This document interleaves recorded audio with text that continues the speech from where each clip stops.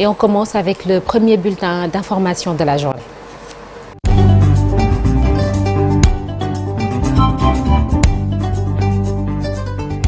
Tout d'abord, cette opération au coup de poing, les douaniers saisissent des billets noirs d'une valeur de plus d'1 milliard de francs CFA, chérie. Oui, ce sont des éléments de la Direction générale des douanes du Sénégal qui ont réalisé cette importante saisie de billets noirs dans le cadre de l'opération appelée coup de poing contre le faux monnayage menée dans la région centre.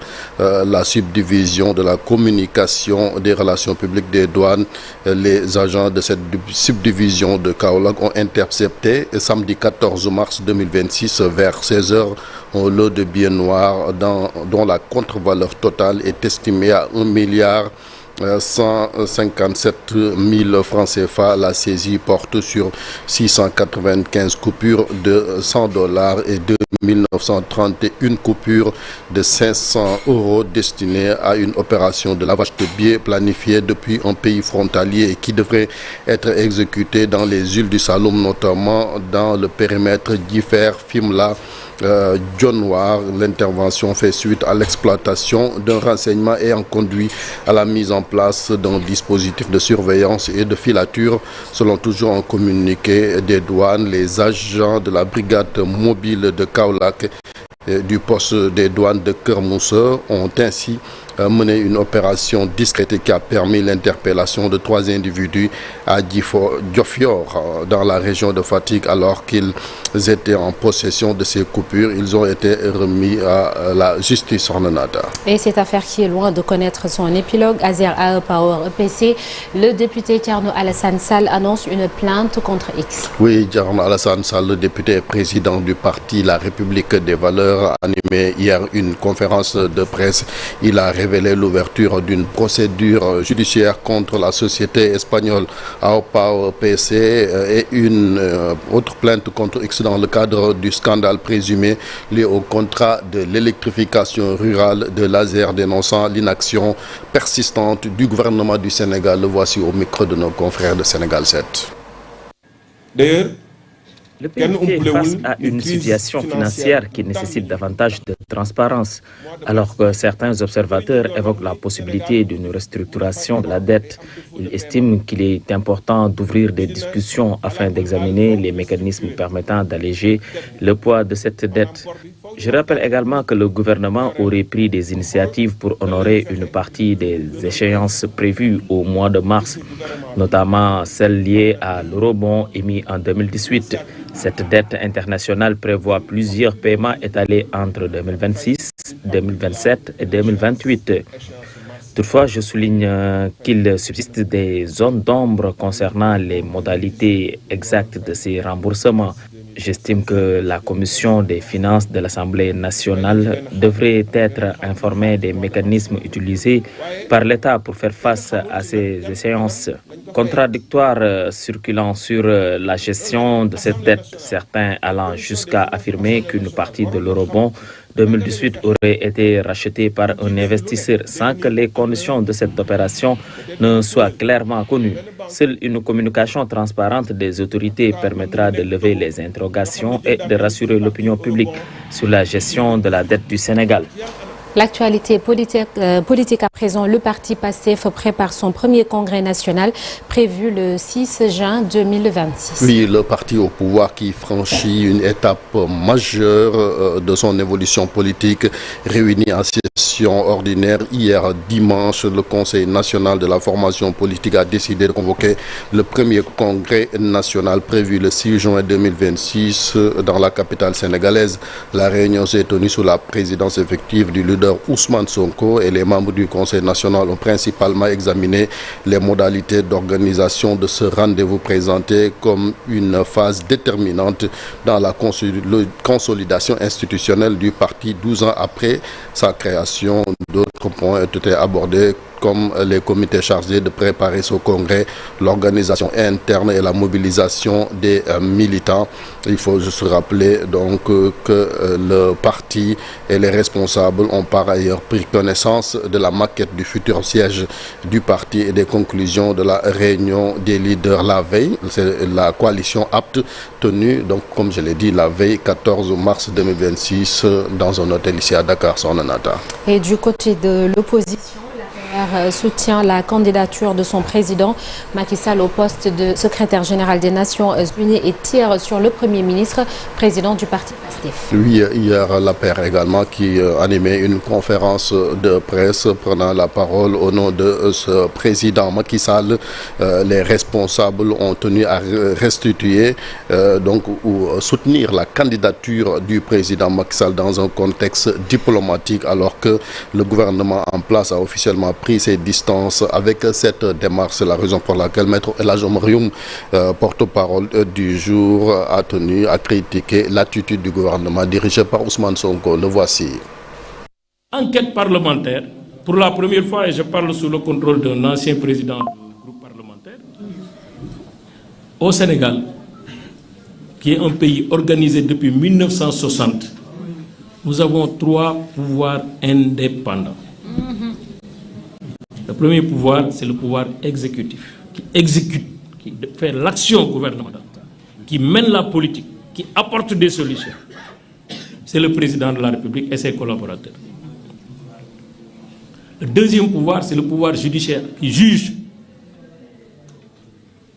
Le troisième pouvoir, c'est le pouvoir législatif, qui légifère, qui vote les lois, qui contrôle l'action gouvernementale.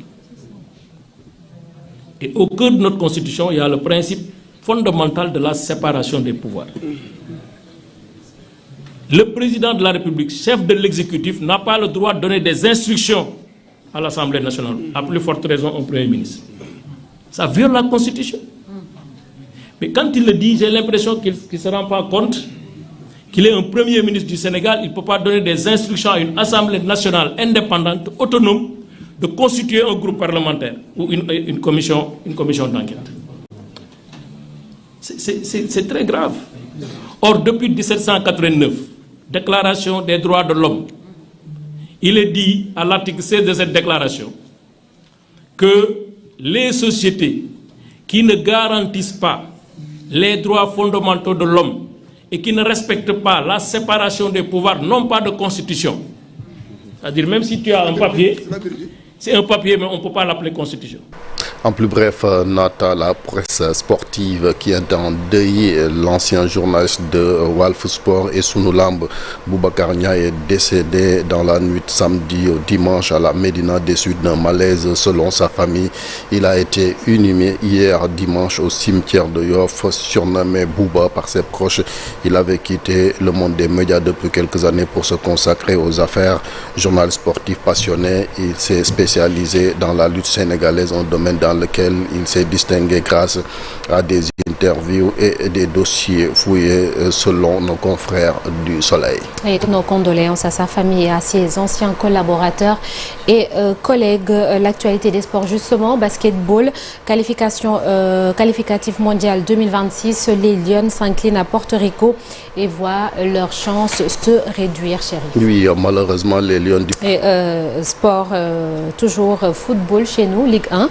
AGEL s'impose devant le Casa et creuse l'écart. Oui, 1-0 hier au stade Aline Sitoé Diatta à Ziguinchor et donc a creusé l'écart. L'équipe de Rufisque qui occupe solidement la première place dans une rencontre disputée. Les Rufisquois ont fait la différence grâce à Mohamed Diop, auteur de l'unique but de cette rencontre avec désormais 9 réalisations.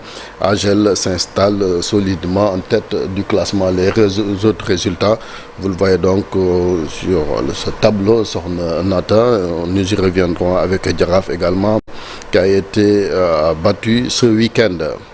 Le comité national olympique sénégalais, le mandat de Diagne Ndiaye prolongé d'1 an pour sécuriser les JOJ Dakar 2026. Le CONOS qui a tenu son assemblée générale ce week-end en présence des représentants de toutes les fédérations nationales, regroupements sportifs, membres de cette famille olympique sénégalaise. Et cette rencontre a permis de passer en revue les réalisations du CONOS et des fédérations pour la période 2022-2025.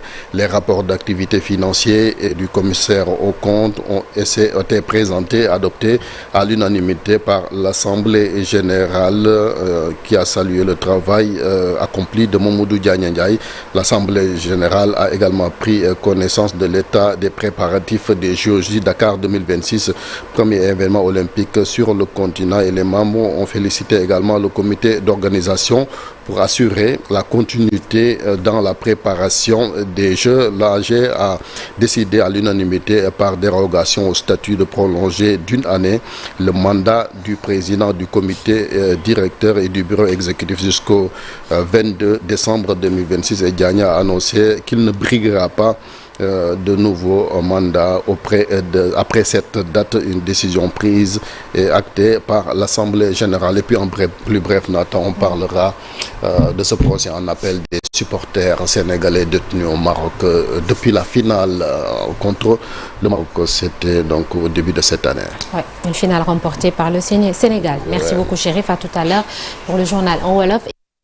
Sous forme de brève. Ce matin, nous soulevons un pan de l'histoire de l'université Cheikh Anta Diop de Dakar.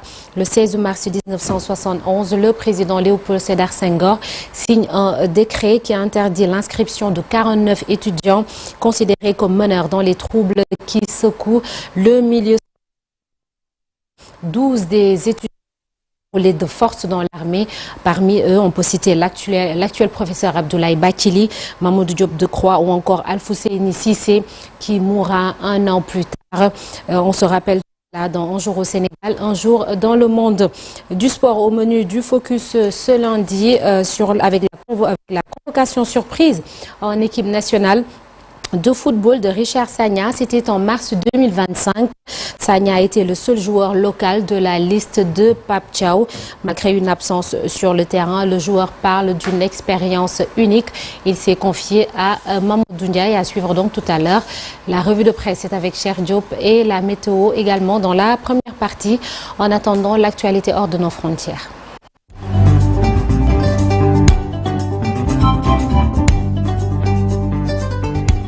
L'actualité internationale largement dominée